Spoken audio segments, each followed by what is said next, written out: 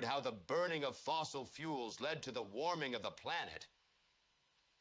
But there were other causes of the destruction of Earth's environment. One was the release of viruses that had been locked in the ice for millions of years. The plague of ancient diseases spread down from what used to be the polar regions. Animals and humans lost the ability to reproduce.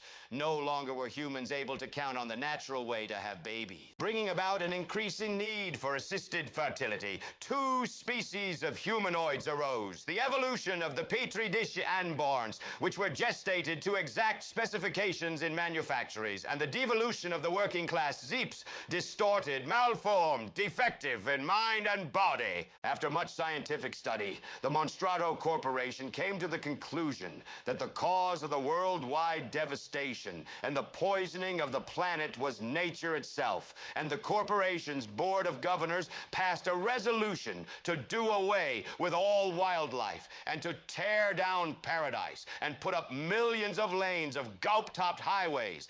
The peace takers of the Monstrato Corp discovered the last refuge of life on the planet, the risen continent of the Wape.